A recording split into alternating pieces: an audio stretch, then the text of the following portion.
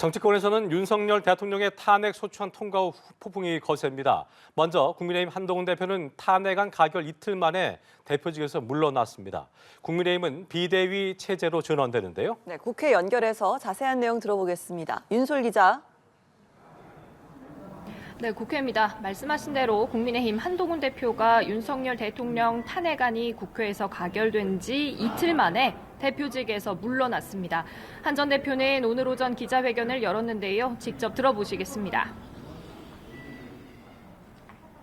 국민의힘 당 대표직을 내려놓습니다.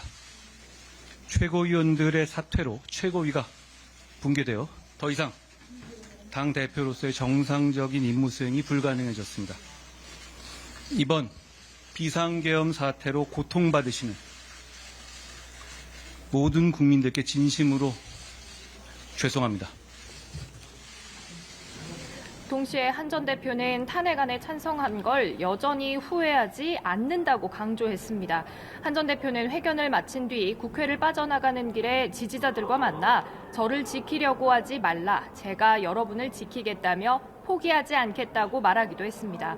한 전 대표의 사퇴는 지난 7월 전당대회에서 대표로 선출된 이후 146일 만입니다. 지난 토요일 윤 대통령 탄핵안이 통과된 직후까지만 해도 취재진의 질문에 직무를 계속 수행할 거라며 사퇴하지 않겠다는 뜻을 밝혔는데요.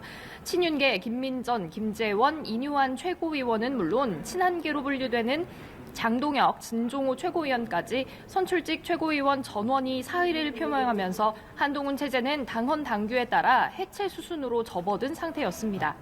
결국 한 전 대표가 직을 내려놓으면서 지도부가 모두 공석이 됐고요. 권성동 원내대표가 당대표 권한대행을 맡아 당분간 당을 이끌게 됐습니다. 이에 따라 국민의힘은 비상대책위원회 체제로 전환할 예정입니다. 국민의힘 출범 이후로는 6번째, 윤석열 정부 들어서는 5번째 비대위가 되는 셈인데요.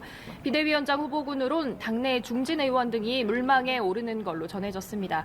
국민의힘은 오전에 중진들이 모여 비공개 회의를 진행했는데 이 자리에서 당내 인사를 위원장으로 하는 비대위를 조속히 구성하자는 데 의견을 모았습니다. 중진 의원들은 이런 의견을 오후 3시에 열릴 예정인 의원총회에서 제안하고 총의를 모으는 절차를 진행할 거로 보입니다. 예, 더불어민주당 상황도 함께 짚어보겠습니다. 이재명 대표가 국정안정협의체를 다시 한번 제안했다고요? 네, 그렇습니다. 민주당은 연일 여당 같은 야당 이미지 구축에 힘쓰는 분위기입니다. 이재명 대표는 국정 운영에 역할을 하겠다는 의지를 연일 드러내면서 이 초당적인 국정안정협의체를 재차 제안했습니다. 오전 최고위원회의 발언 직접 들어보시겠습니다. 정치적 불안 요소가 경제에 심각한 타격을 입히고 있고 우리 국민들의 민생도 매우 어려워지고 있습니다. 국정을 안정시키고 민생을 회복하는데 네 편, 내 편이 어디 있겠습니까?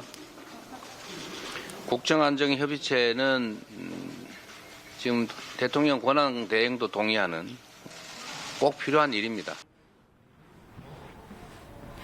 네, 이 대표는 어제 국민의힘에서 국정안정협의체 참여를 거절했다는 점을 의식한 듯 이 모든 일의 주도권은 국민의힘이 가져도 좋으니 꼭 참여해 주시기를 바란다고 호소했습니다.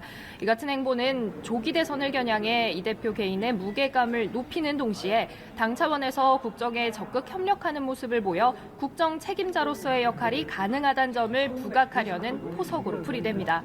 오후엔 의원총회를 통해 상임위별 국정안정 방안을 수렴하고 민생 법안 등을 함께 논의할 예정입니다.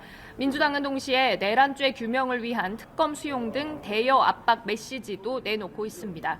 지금까지 국회에서 연합뉴스TV 윤솔입니다.